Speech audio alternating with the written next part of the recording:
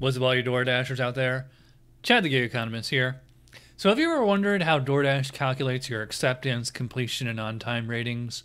You might think that since they're based on your last 100 orders that they just go up or down by 1% with every order, right? Nope, that's not how it works at all. But up until a few months ago, that's how I thought it worked. In fact, I used to think I had to keep my acceptance rate above 70%, but I could let my completion rate drop to anything. In fact, I remember one day just sitting in a Chipotle parking lot accepting like 10 or 15 deliveries in a row and then just canceling all of them just to get my acceptance rate really high. It wasn't until my completion rating dropped down to 69% that I realized I had totally screwed myself when I got a warning from DoorDash that I was in danger of being deactivated. To make it worse, this was when DoorDash introduced their version of early access where Dashers with a 4.6 customer rating and a 95% completion rate can schedule their hours 6 days in advance at 3 p.m. Everybody else has to wait until midnight, and by then there's never anything good left. So for the last few months, I've been dashing mostly when the map turns red, and I'd only accept orders that I know I can complete. I managed to get my completion rating back up to 80-something% pretty quickly, but after a while it just plateaued. I was confused because at first I noticed that for every order I delivered, my completion rate would go up by 1%, but after a while it would take 2 or 3 or maybe even 7 or 10 deliveries for my completion rate to tick up. I thought for sure there was some kind of glitch on my account. Then a friend of mine showed me a way of visualizing my ratings, and it became really easy to understand. So I'm going to show you exactly what he showed me, and I'm sure you'll understand it too. So this is probably the best way to visually represent your acceptance and completion history. As you can see, I have 100 coins here. Most of these coins are pennies, but there are a few dimes scattered around.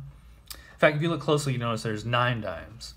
Now let's say the pennies represent something good, like accepting or completing an order, delivering on time, but the dimes represent declining or canceling or a late order. And just keep this simple, let's say we're only talking about the completion rating from now on. Since there's 9 dimes, that would represent a completion rating of 91%. And let's also say that they go in chronological order. So the oldest delivery would be the first coin in the top left corner, and the newest delivery would be the last coin in the bottom right corner. So for every new order that comes in, the oldest delivery in your history gets taken out and is replaced by the latest delivery. So if I were to complete 2 more deliveries, the 2 oldest would fall off my history, but since 2 completed deliveries are replaced by 2 completed deliveries, my completion rate stays the same at 91%. But once I complete 3 deliveries, that oldest canceled order is replaced by a completed order, and thus my completion rate would go up to 92%. And this process just keeps going on until all the canceled orders are replaced by completed orders. The problem is, unless you keep track of every single order you complete and cancel, there's really no way to know how many more completed deliveries it will take until the next canceled delivery falls off. DoorDash has that information, so it would be awesome if they would update the Dasher app with a note that says complete X number of more deliveries to increase your completion rate to whatever the next percentage point would be, which in this case, it would take 13 more completed deliveries until that oldest canceled delivery falls off, and then to bump it up to 93%.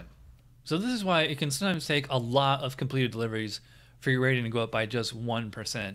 And by the way, this process works exactly the same for your acceptance rating, your on-time rating, and your completion rate.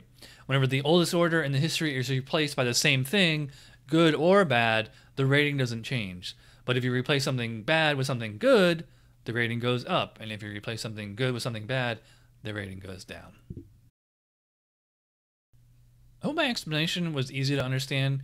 If you're still confused, let me know in the comment section and I'll try to clarify.